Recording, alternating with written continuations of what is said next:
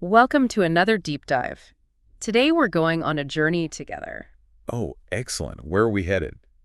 Well, it all started with some fascinating research one of our listeners did on deuterium.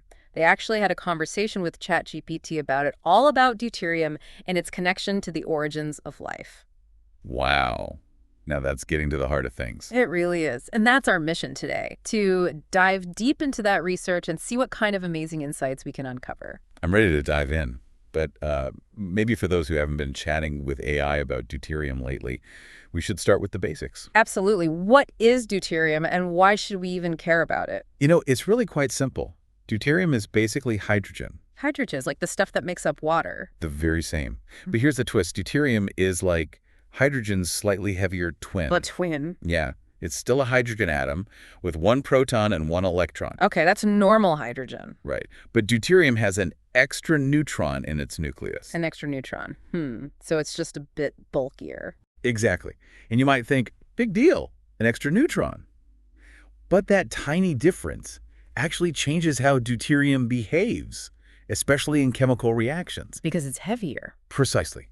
Those reactions with deuterium tend to happen just a bit slower. Okay, I'm starting to see where this is going. Life depends on chemical reactions, right? It absolutely does. So even a tiny slowdown could have a huge ripple effect over time. And that brings us back to our listeners' research with ChatGPT. Ah, yes. They were exploring how the amount of deuterium in water, its concentration, actually varies depending on where that water comes from. And what that might mean for the emergence of life. You got it? I mean, think about it. What if there were special spots on early Earth where the water had way less deuterium than usual? Low deuterium zones, like some kind of primordial oasis. Exactly. Now, what if those were the places where life first got a foothold? Because with less deuterium, those essential chemical reactions could happen faster. Exactly. It's like a subtle advantage. But over eons, those faster reactions could have a huge impact on evolution. It's like giving those early life forms a turbo boost. I like that, a turbo boost. It's a great way to think about it. So how much are we talking about here? How much does the deuterium concentration actually vary between, say, seawater and, I don't know, a mountain spring? Well, seawater has about 150 parts per million of deuterium on average. We call that ppm. Okay, 150 ppm in the ocean. But now imagine you're high up in the mountains and snow is melting from a glacier. That meltwater can have as low as 100 ppm. Whoa, that's a pretty big difference. But why? Why is there less deuterium in that mountain water? It's a really cool process called isotopic fractionation. Basically, when water evaporates, the lighter hydrogen isotopes, the regular ones, tend to escape into the atmosphere more easily. Ah, so it's like a race to get into the clouds and the lighter hydrogen wins. You got it, leaving more of the heavier deuterium behind in the ocean. And as that lighter water vapor travels and falls as rain or snow, especially in colder, higher places. You end up with these pockets of water that are naturally depleted in deuterium. Okay, now my mind is officially blown. You're telling me that different water sources have different flavors of hydrogen, and that might have actually influenced the very beginnings of life. It's a wild idea, right? It's incredible. So how does this difference in deuterium actually affect living organisms? We know reactions happen slower, but what does that mean for a tiny developing life form? Well, let's think about it. Even a small slowdown in reactions can have a cascade of effects. Like what? It can impact everything. Mm. How efficiently enzymes function, how fast DNA replicates, even the rate of protein synthesis. So it's like trying to build a complex machine, but everything is moving in slow motion. Perfect analogy. And that brings us back to our listener's amazing theory.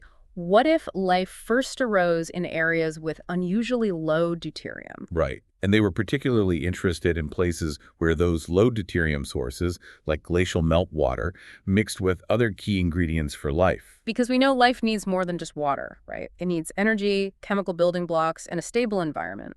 Exactly. And that's what makes this theory so intriguing. Many of those potential low deuterium spots, like hydrothermal vents where fresh water might be mixing with hot, mineral-rich fluids, also happen to be packed with the stuff life needs to get started. It's like the perfect recipe. Low deuterium water for faster reactions, a source of energy, and a mix of essential chemicals. It really paints a picture of how those first sparks of life might have ignited. And it all leads to a huge question. Where on early Earth could those low deuterium hotspots have existed? Exactly. Where were those primordial cradles of life? Were they hidden in deep ocean trenches? Tucked away in frozen landscapes? or maybe even thriving on volcanic islands. Ooh, I am so ready to explore those ancient environments. Let's go on a journey back in time and see if we can track down those low deuterium hotspots. All right, so let's picture early Earth, volcanoes erupting, oceans churning, and somewhere in all that chaos, those low deuterium hotspots are bubbling away, possibly giving rise to the first life forms. But where do we even begin to look for these hotspots? Well, based on what we know about deuterium, these hotspots would likely be found where fresh water, with its low deuterium levels, was mixing with the more deuterium-rich salt water. So a kind of sweet spot where those two worlds collide. Exactly. And those collisions could happen in all sorts of places, like those deep ocean trenches we were talking about. Oh, yeah, those dark, mysterious places on the ocean floor. Very same. Imagine these massive underwater mountain ranges riddled with hydrothermal vents spewing out hot, mineral-rich fluids. Now picture freshwater aquifers hidden deep beneath the seabed, flowing into that chaotic mix. So you have the energy and chemicals from the vents, the low deuterium water from the aquifers, all swirling together in this crazy underwater dance. Precisely. And don't forget the immense pressure at those depths. It's like a pressure cooker for life, potentially accelerating those early chemical reactions even further. Wow, it's mind-boggling to think about. Yeah. But those trenches are pretty extreme. What about those volcanic islands? They seem a bit more hospitable, maybe. Volcanic islands are definitely fascinating. They offer a different kind of mixing zone. Imagine freshwater springs bubbling up from the depths, carrying that low deuterium signature, and mingling with the ocean in tide pools or coastal lagoons. So you have that interplay of fresh and salt water, volcanic activity for warmth and energy, maybe even some sunlight to get things going. Exactly. It's like a primordial recipe for life. And volcanic islands offer all the right ingredients. Okay, so we have deep ocean trenches, volcanic islands, any other contenders for these low deuterium hotspots? Well, have you ever seen pictures of those vast, shimmering salt flats? Oh yeah, those otherworldly landscapes. Exactly. Ancient coastal salt flats could have been another breeding ground for life. Picture these vast expanses of white, periodically flooded with rainwater or meltwater, both carrying that low deuterium signature. So you'd have these cycles of intense evaporation, concentrating the minerals, and then, bam, a sudden influx of fresh, low deuterium water. Exactly. Those fluctuating conditions could have driven some pretty unique chemical reactions, possibly creating the perfect environment for hardy early life forms. Wow, so we have deep ocean trenches, volcanic islands, ancient salt flats. It seems like early Earth was teeming with possibilities. It really does. And it makes you wonder, if low deuterium water was so crucial for the origins of life here, shouldn't we be looking for similar environments on other planets? That's a great point. So instead of just looking for planets with water, we should be looking for planets with evidence of these very specific types of environments. Volcanoes, plate tectonics, maybe even signs of ancient salt flats. Exactly. It really changes the game when it comes to the search for extraterrestrial life. It's not just about finding water, it's about finding the right kind of water in the right kind of environment. It's like we've been looking for a needle in a haystack, but now we have a better idea of where in the haystack that needle might be hiding. This really changes our understanding of what makes a planet potentially habitable. It certainly does. It highlights the importance of understanding the nuances of planetary environments and how those tiny details, like the ratio of deuterium to regular hydrogen, can make a world of difference. This is all so fascinating, and I'm eager to hear how scientists are actually putting this knowledge to use in the search for life beyond Earth.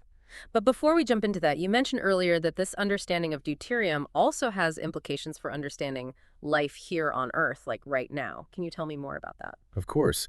Remember how we talked about deuterium's effect on biological processes, even in tiny amounts? Well, that raises questions about what might happen if the deuterium levels in our water change, even slightly, especially as our climate keeps changing. Okay, now you've got my attention. What kind of changes are we talking about? Well, think about it. Climate change is already impacting the water cycle. Temperatures are rising, precipitation patterns are shifting, glaciers are melting. All of that could potentially change the distribution of deuterium in Earth's water. So we're not just talking about the amount of water available, but also its composition, that ratio of deuterium to regular hydrogen. And that could have consequences for life. Exactly, it's a complex system, and we're only beginning to understand how these subtle shifts might impact different ecosystems and the delicate balance of life on Earth. It's like we're realizing that there's this hidden layer of complexity, this invisible web of connections that we never even considered before. And deuterium is giving us a glimpse into that complexity, showing us how something as small as an extra neutron in a hydrogen atom can have ripple effects throughout the entire biosphere. It's incredible. We've gone from the origins of life to the search for life beyond Earth, and at every step, deuterium has been this hidden player, shaping the story of life in ways we're only just beginning to understand. It really is a testament to the power of scientific curiosity and how even the tiniest details can reveal profound truths about the universe. This deep dive has been truly eye-opening. We've explored the fascinating world of deuterium, its potential impact on the origins of life, and the incredible ways scientists are using it to uncover the secrets of the past, present, and future. It's been an amazing journey, and I hope it inspires our listeners to keep questioning, keep exploring, and keep diving deep into the mysteries of the universe. Absolutely. For you, our listener, we hope this deep dive has sparked a sense of wonder and a thirst for knowledge. The universe is full of secrets waiting to be discovered, and sometimes those secrets are hidden in the most unexpected places. So keep searching, keep questioning, and keep diving deep. Wow, we've covered so much ground already, from ancient Earth to alien planets. It's amazing to think how this one tiny hydrogen isotope, deuterium, has played such a big role in the story of life. It really is. And we're not done yet. Scientists are actually using deuterium as a tool to unlock even more secrets about life, both here on Earth and out there in the cosmos. Okay, now I'm really intrigued. How are they doing that? What can deuterium actually tell us? Well, one of the coolest things is that scientists can use deuterium as a kind of fingerprint to track the movement of water and molecules over vast distances and timescales. A fingerprint. How does that work? Okay, so remember how we talked about how the concentration of deuterium varies depending on the source of the water? Right, like seawater has more deuterium than glacier meltwater. Exactly. So scientists can analyze the deuterium levels in a sample and use that information to trace it back to its origin. It's like a unique signature embedded within the water itself. Oh, I see. So if you find a water sample with a specific deuterium signature, you can tell where that water came from. Precisely. And they can use this technique to study all sorts of things. For example, scientists can analyze ice cores from glaciers and use the deuterium levels to reconstruct past climates.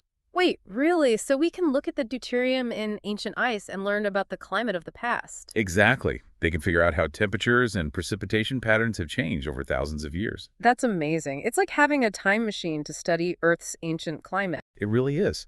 And it's not just limited to ice.